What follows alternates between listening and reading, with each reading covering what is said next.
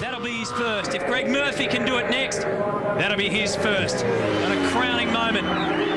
Scaife around Murray's corner. The lap looked good. There just doesn't appear to be any time attached to it. He's ended up down in 6th with a 2:08.56. Well, it'll be to do with tyre pressures and the condition of the track at the time. Very interesting looking grid so far.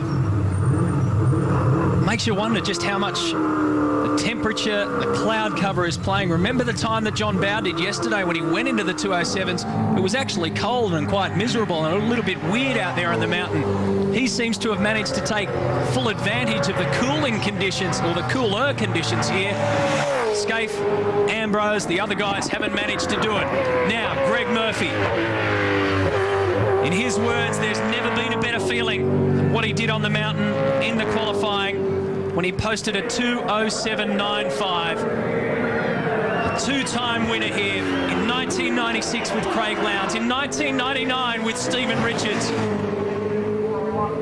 It's a mammoth job ahead of him, because that time of John Bowes will look as big as the mountain he's about to try and tame. Around Hell Corner. See the wheel work from Greg on the way through one there, and the car's very settled. He turns it in once.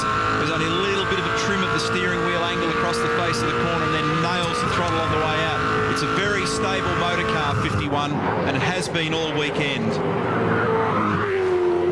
First in the first two practice sessions, first in the qualifying session. As I mentioned, an 07.95 through the cutting. Reset the throttle then, you heard a little dab, tried to pick it up, had to come back out, got back on it again, squeezing, looking for every last thousand. Third to fourth, this is the run to repark, he's up, and look at the split! It's awesome! 0.4 of a second for Greg Murphy! The readout on the dash won't show him that, but it's showing that the Kmart Commodore is top of the game right now. 0.4 inside John Bowes' time. Gee, the car looks good, and Murphy's really ringing this thing. He is getting 11/10 out, mistake-free so far. Every millimetre of road on the run to Forest Elbow. Second split's critical. Is it online at the elbow? A little bit wider than he would have liked, but he stays with it. I don't think it's hurt him. He's up nearly 0.7. An awesome time so far from Murphy. And the Holden fans in the background are roaring. His time yesterday was a 2:07.95. Can he improve on it? JB. Well, all you can do is laugh. Interested at the moment. And all you can do is laugh, because this is just quite simply an awesome lap.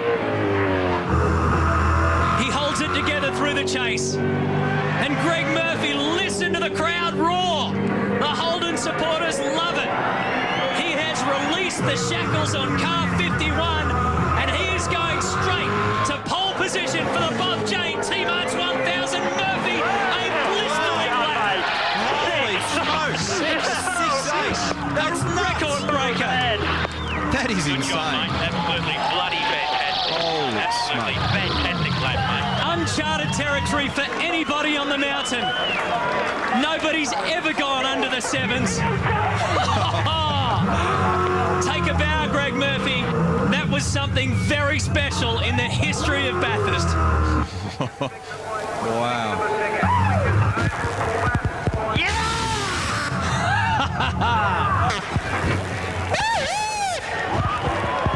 The Kiwi celebrates like there's no other party in the world worth being at right now than this pit lane party.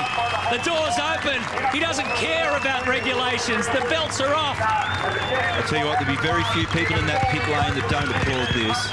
That is an outstanding bit of driving and a beautiful motor car. A credit to Kmart Racing. And that, look at them. They've come out of the bunkers to applaud extraordinary work. Look at that. You will never see that at any other time in Australian motorsport. standing ovation for Greg Murphy. Quite simply, the most incredible lap you're ever going to see. Well,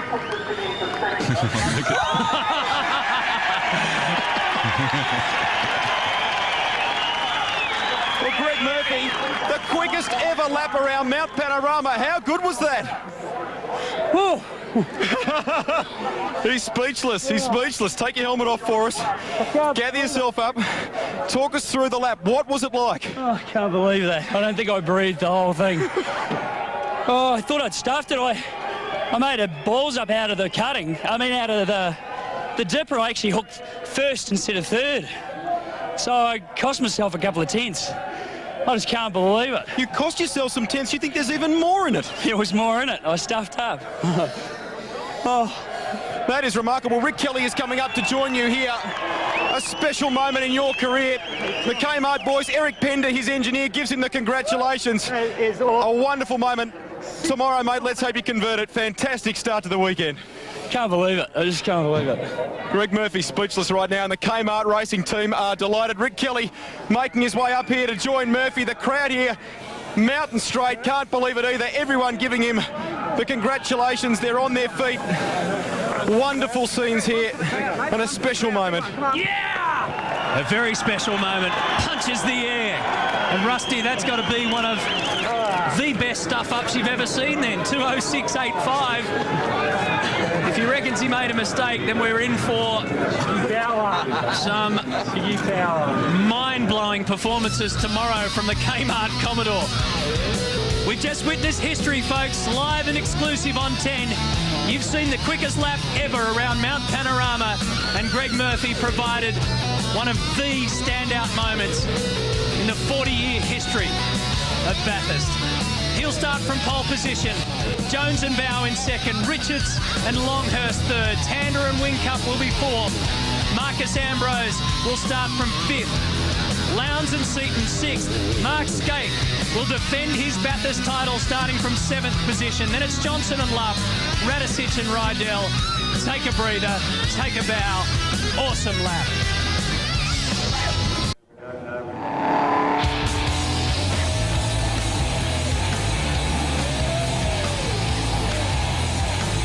Well, there were only 9 when we wanted 10, but it was still the greatest shootout in the history of the great race at Bathurst. Extraordinary scene. 6 of the 9 drivers were able to beat their qualifying time, some of them convincingly, and none better than this man, Greg Murphy. A new benchmark. Here's Greg Russ.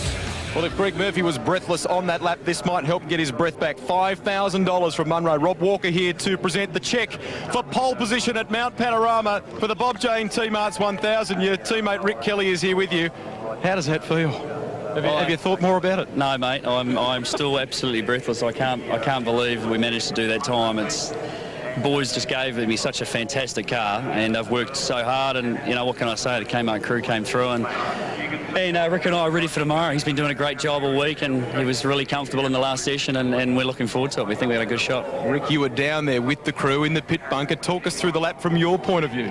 Yeah, I mean, I couldn't believe it. We saw he was 6 tenths up on the first split, and I thought, geez, you know, I hope he can maintain that through the hill, and just kept pulling more and more time off. I couldn't believe it. It was pretty much the perfect lap around here. No one's got anywhere near anything like that before. It was just outstanding. Tomorrow, from a race point of view, you said that the car is good. Will you have to modify the setup that you've had in that one lap then for the race? Is there much of a change to the Kmart Commodore? Not much at all. She's probably 5 minutes work, and she's race ready. So throw some fuel at it, and away we go. Special moment in your career. Here is also the trophy for pole position for the Bob Jane T-Marts 1000. Rodney Jane and his father Bob here to present the trophy, and $5,000 from Munro. What a start to the weekend for the Kmart racing team. Well, what a coincidence, because Bob Jane, interestingly enough, has the best strike rate for front row starts in the Australian Touring Car Championship. He started on the front row in 65% of his races, 24 out of 37. So the tradition continues. This wonderful link between history, sponsor and performance. Talk about performance, they were close, but certainly a good enough performance to give them a big shot in tomorrow's race. Grant Kenny is with the Aussie Mail team. Well, John Bow, I guess, third last out there. You did a blistering time. You seemed very happy with it at the time. What was it like to sit back and watch that next car? Well, I mean, I thought it was a pretty good time, because it was, and I can't believe the time he did is just so good, and if I had have been knocked off by maybe a tenth or something, I obviously would have been shattered, but I'm just overwhelmingly impressed. I mean, that was just tremendous effort by not only Greg, but the guys that provide the car. I mean, that is some motor car. Your lap, just watching your car around the circuit, looked incredibly smooth. You're obviously happy with the car? The car's been great since we got here. We've never been back any further than about fourth. It's really good to drive. It's quick, the engine's good, you know. I mean, we're very happy with it. But, I mean, if he does times like that tomorrow, we won't see which way he goes, but I suspect he probably won't. But they'll know we're around tomorrow anyway.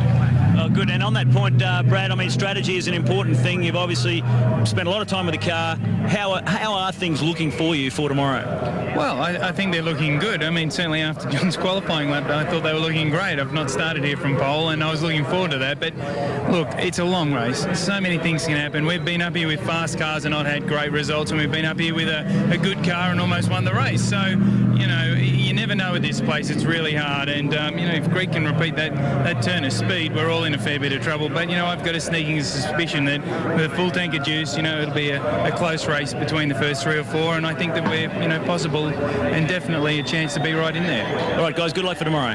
Thanks a lot. Cheers.